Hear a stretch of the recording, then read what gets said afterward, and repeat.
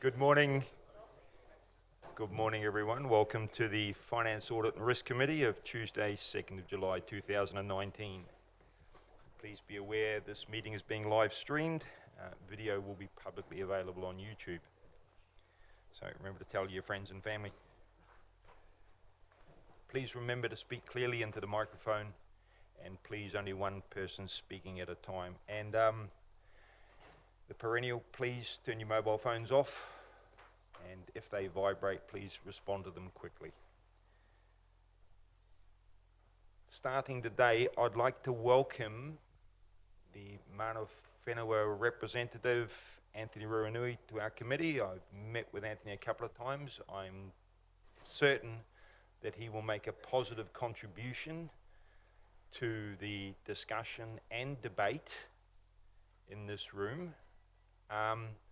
And I'm sure he will be a valuable bridge for Mana Whenua to ensure that their views are properly heard and also that they are well informed. I see Anthony's role very much as a two-way role, but welcome, Anthony. Congratulations and good luck.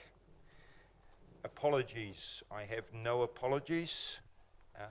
Public forum, there is none booked. Chairperson's report, I won't abuse the position. Acceptance of late items. I've got no late items at the moment, although I've been forewarned there may be some in the confidential public excluded part of the meeting. Confidential business to be transferred to the open. Anyone? Anything? We have nothing there. I've received no requests for changes of order of business, nor do I see any reason to change the order of business, which moves us effectively to the first real item on the agenda, which is the confirmation of minutes. Matters arising in adoption of recommendations. Do we have a mover? I have a mover, Councillor Max Mason. I have a seconder, Councillor Kelvin Clout. Sorry, before we do that, I just want to query one of the minutes before they're confirmed. As ever, happy to take a question, Councillor Stewart. I'm conscious that effectively we have a motion on the table, but please. Thank you. On page 14 of the minutes, for the Finance, Audit and Risk Committee meeting on 28th of May this year, at the top bullet point under in response to questions, it says increased costs had been signalled at various stages to council, and that's in regard to the Durham Street upgrade. And I don't believe that statement accurately reflects, because I think it came as a surprise to most elected members, so I just wondered if that could be worded slightly differently, because I don't believe that's the case. And if it was, and then I think we need to be more transparent about things like that in our agendas. Is that view shared by the majority of members? Just quick straw poll, is that the view of the majority of members, that it wasn't signalled at least as clearly as the minutes suggested? That seems to be the case. Can we simply make the appropriate amendments, Chief Executive? Thank you. Or delete the statement. We'll take that. That will be amended accordingly. The thing is, if that was a statement made at the meeting, it would be true reflection, so better check in case it was. Otherwise, it's the minutes of a meeting. It's not our view. If it was stated at the meeting by staff, it should be retained.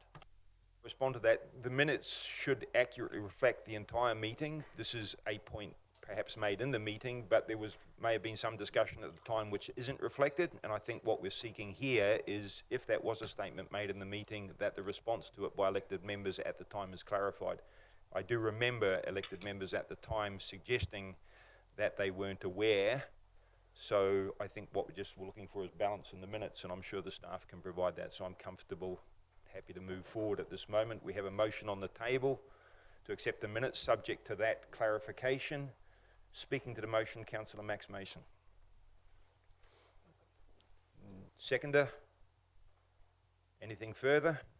In which case I'll put the motion. All those in favour please say aye. Against? Abstentions? Carried. Thank you.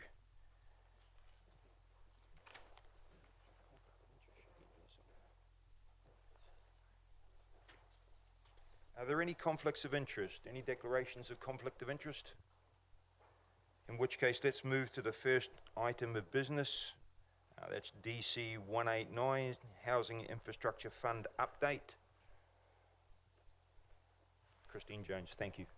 So I'll take the report as read. So it's really just an update to the elected members of where we've got in terms of the NZTA portion of the HIF fund relating to the Papamoa East Interchange and Te Tumu. You'll see two key elements have changed. One is the costing. So because the process of HIF was to bring forward expenditure or bring forward investment, we hadn't completed all the design work and we still haven't. But as the design moves forward, obviously you get a greater level of detail and knowledge of costs, so that's exactly what's happened. And we are able to resubmit because the HIF money is being recycled for the NZTA portion. And the other was when we originally submitted, we had submitted for the stormwater elements associated with Papamoa East Interchange to have NZTA funding. That was declined. We didn't agree with the decision, and so we have been working with NZTA for some time to argue the case, if you like, and they now have agreed with us, which enables us to source another 1.3 million of NZTA funding for the project. This is important because even if for some reason we don't uplift the HIF later on, the principal agreement of that should be coming from NZTA funds is actually quite important. So we're looking to resubmit this part of the bid, and we've been having informal conversations with NZTA. They are in agreement with what's put before you. Because the HIF bid was signed off by council, we thought it was important just to come back and report back to you as to what changes have occurred. Happy to take questions. Councillor Kelvin Clout. Yeah, thanks very much, Christine. Can you just further explain the concept of recycling the HIF fund? Is that funds that have not been used in other projects around New Zealand, so they're redirecting them to us, or is there another meaning to that? Thank you. What it means is where the HIF funds have been allocated, the HIF funds are fully allocated, and where there are repayment provisions in everybody's HIF agreements as to what you need to repay, and generally as the development contributions are coming in, there are repayment provisions. So those funds are now coming back in from those councils that picked up early HIF funds. Those funds coming back in are able to be recycled in terms of being reused, but only for the NZTA portion of the project, not the rest of it. So that pot is growing as those repayments occur, and we are able to source that. So in effect, this fund, as it grows with repayments, there's been no signal from the government that they will then go out and allow new bids as the original bids were, but it'll be just the NZTA stuff that'll get. The only signal, because we've asked whether we can source it for the increased costs associated with approved projects, and they've said no. So it's only for the NZTA, and they haven't indicated any new rounds of funding. And we are resubmitting now, but we can resubmit again, can't we? Because we haven't finished design, as you said. Is that right? That's correct. So we would signal that when we submit it, so it would at least get the principle signed off in terms of PONG, which is the critical thing, because at the moment the approved position from NZTA is no PONG.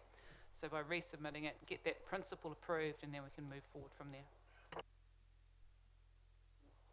Councillor Bill Granger. Yeah, Christine, in regards to the $1 billion, the growth councils like Tauranga, did they total that amount at the end of it all? No doubt possibly over, but just to give us a bit of an idea of ballpark figure. I don't know the exact details. We haven't been provided like a complete list, because but what they've said to us is that the fund has been fully allocated, and there isn't any more funds available. They did have a contingency element for each. Some of that contingency, as I understand, has been used, and there is what they're saying is there's no more for us to source out of that fund. Understand probably the majority, like everybody knows, that went to Auckland, no doubt. So Auckland, Hamilton, Queenstown, I think, did Queenstown and Tauranga, so the growth councils picked up share each. Yep. Any further questions? In which case we have a recommended motion. Do I have a mover? Moved Councillor Larry Baldock, seconded Councillor Rick Kurak. Speaking to the motion, Councillor Baldock. Councillor Kurak. Any further discussion? Right to reply? In which case I'll put the motion. All those in favour, please say aye. Against? Abstentions? Carried. That, ladies and gentlemen, is the end of business for the open section of the Finance, Audit and Risk Committee of the 2nd of July 2019. We do, however, have business in public excluded, so I'd like a mover, please. Moved Councillor Leanne Brown, seconded Councillor Kelvin Clout. And the motion is that we move into effectively public excluded, noting that we permit Nathan Spear of Rice Spear to remain at the meeting. So we're clear on what the motion is. All those in favour, please say aye. Against? Abstentions? Thank you very much.